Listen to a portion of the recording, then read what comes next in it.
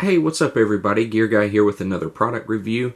Today we're going to be taking a look at this Stealth Cam PX18. And this is obviously a hunting or trail camera, as most people call them. This is actually my first trail cam. Never tested one, never owned one. Kind of excited about it, and we will check it out.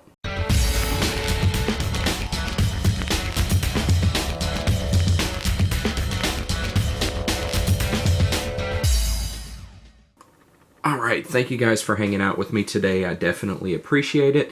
If you haven't already, please like this video, subscribe to the channel. Definitely have a lot more outdoor type reviews coming in the future. So again, definitely appreciate it. Today we're looking at the Stealth Cam PX18. This is a trail camera that I'm excited about testing out. I was able to kind of get my hands on it, and we're going to do a unboxing and review. Going to take a look at what comes in the package, the capabilities of the unit itself, and also take a look at the image quality that it has as well. So initial impressions, we're going to go ahead and get into that. So you can see the packaging that it comes in. You can also see that it does come with batteries. Looks like it uses 8 AA batteries. These of course are just Duracell alkalines. I will probably transition these to either rechargeables or lithiums, just because I don't really care for alkaline batteries, but it's pretty cool that it comes with them nonetheless. Also, as you can see here,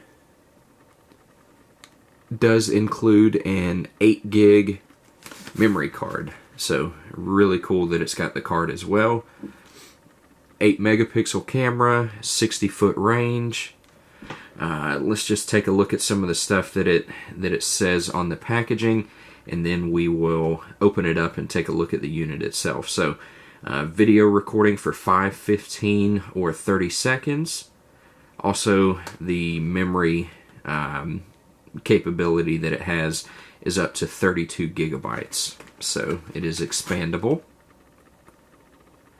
It does take 16:9 wide angle images, so kind of your transition, or traditional rather, aspect ratio there in the 16:9. So pretty much it, guys. We'll go ahead and open it up and take a look.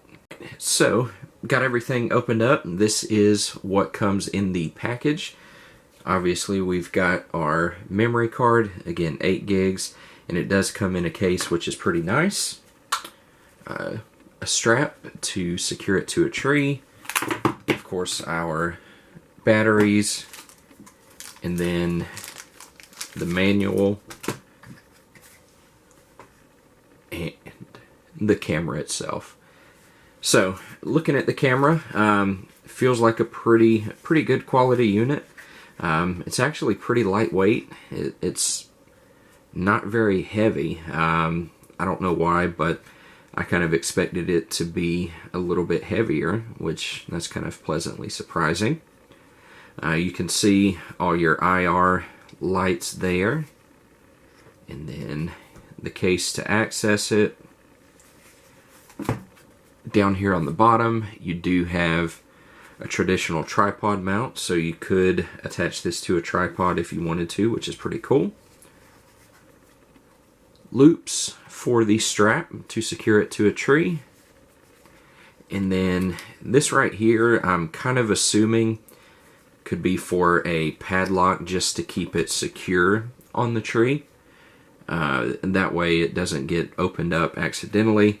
Or I'm also kind of assuming you could run a steel cable through it to wrap around a tree as well. So again, not really sure, haven't seen the instructions yet, so again, just my initial impressions. We're going to get into a little bit more detail as I read and actually test the unit. So again, pretty brief overview. So we are back with the camera.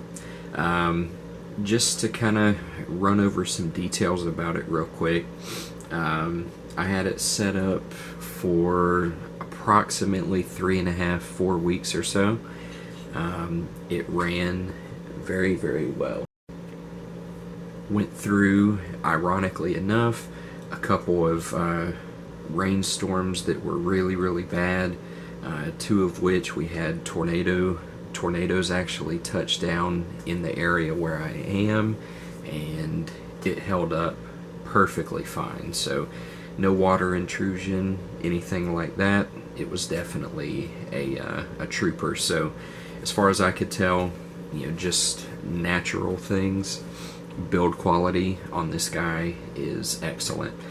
Definitely didn't have any issues. Obviously, if an animal was to get a hold of it or something like that, that's a different story. But natural things, I definitely think it's pretty much bomb-proof. So really, really good quality. One of the things that really stood out to me, obviously you've got your tree strap here, but one of the things that stood out that I really like is the fact that you have an option to run.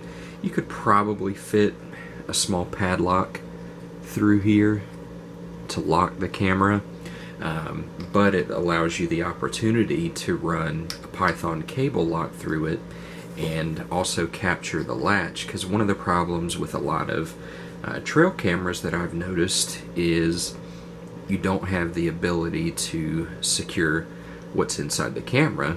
It allows you to secure the camera to the tree, but obviously that doesn't stop somebody from coming up, opening the camera up, and taking your memory card or doing whatever they want to the internals of the camera. So really like that it has that option.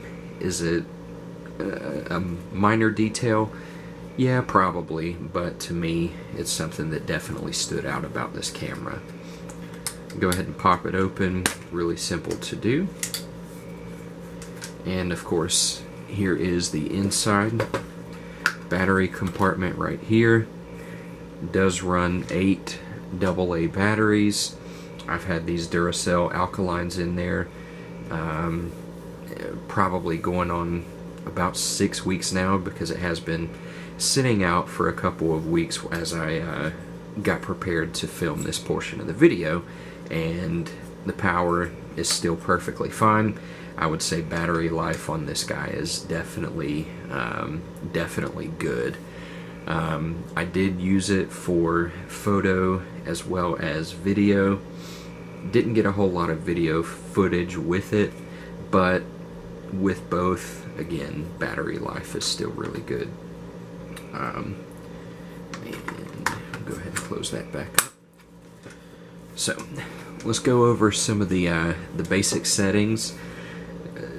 This is really, really simple, really straightforward, and to me, that's really valuable. Some cameras can get a little bit complicated, and this definitely doesn't. Like I said, really straightforward. So you've got this dial here, and I really, really like this because it's easy to get where you want to go. Extremely easy. No fuss, super easy. So go to test, and you'll notice when it detects motion, it'll light up. So that's what test does. You do have a couple of, actually 3 quick settings. So quick set 1, 2, and 3. And let's go into the manual to go over those, because I actually did not use any of them. So setting 1, if you wanted to use it, is photo mode. It's going to take pictures at 4 megapixels and have a 30-second timeout delay between activations, and it takes 3 photos every time. Setting 2, pretty similar, 4 megapixels, 30-second timeout, but only takes 1 photo. And then quick setting 3 is the video setting. and it's going to take a VGA quality video, 30-second timeout delay between each activation, and the video is going to be 10 seconds long. So again, those are the quick settings, and like I said, I didn't use any of them at all, and custom to me was a whole lot better, and we'll go through that now. So basically, if you want to use one of the quick settings, you're just going to turn to it, and hopefully you can see that it'll give you a countdown, a delay before the camera becomes active. Pretty simple. So if we want to go to custom and we want to change it, again, 30-second delay. So what we're going to do is go into the menu by pressing down. So we can enter here, change our date, still accurate, time, right now it's 11:46 p.m. Next is mode. This is where on the custom setting you're going to be able to choose between photo or video. So again, you'll press enter to go into that setting and adjust accordingly. We'll go to photo, go down again. This is going to do the or select the photo resolution, high, medium, or low. High resolution is 8 megapixels, medium is 4, and then low is 2 megapixels. So I personally prefer high. Delay, of course, this is the number of seconds or the amount of time between each activation. So 15 seconds, 10, 5, 120, 60, 30.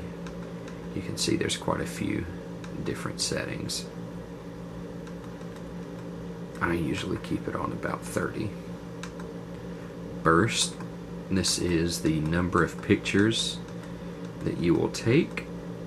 So 1 all the way through 6. Video, if we had it set to video, this is going to adjust the video length, 30 seconds, 15 seconds, or 5 seconds. And then this will reset everything, delete the SD card, and quit. And then you start back over. So again, really simple, really straightforward. Turn that back off. So a couple of things right off the bat that I do want to talk about. Obviously, you've got a USB, mini USB port here that you can use to get your images. You also do have down here at the bottom a tripod mount and a auxiliary power input. So Stealth Cam sells external battery packs. You could buy one of those and run it off of that instead of the attached or included batteries. So one of the issues that I had with this camera, really it's kind of the only issue that I had, is the memory card. Memory card that I got with it from Stealth Cam, first one that I had didn't work. Tried reformatting it and it just wouldn't work, so just be mindful of that. But the biggest issue with me is getting the memory card out. So obviously, if you're using this to watch a food plot and something like that, you're gonna be in the woods. You don't want to lose or drop your memory card, of course. So one of the problems that I had, never lost it, but almost did a few times. I've got large hands. This may not be an issue for somebody who has smaller hands, but one of the problems I came into, click it to pull it out, and there's no space for you to get your finger back behind it.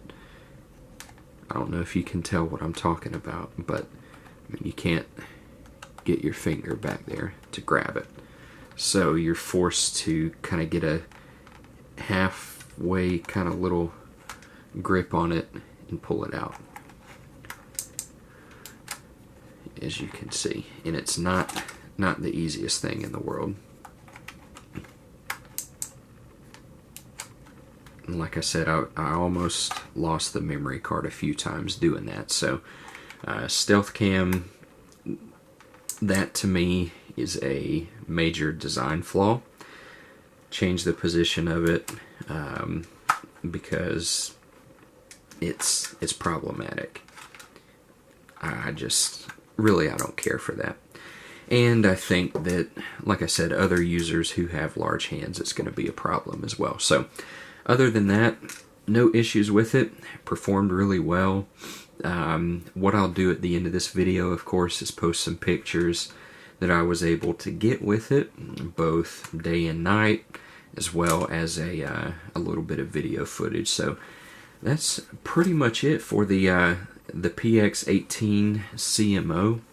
Really good camera. I think has one little issue, kind of nitpicking, I guess, but again, to me, it's a design flaw that I think is worth mentioning. So if you guys have any questions, feel free to comment on the video, send me a private message, let me know. I'll get back to you as soon as I can. So thank you guys for hanging out with me.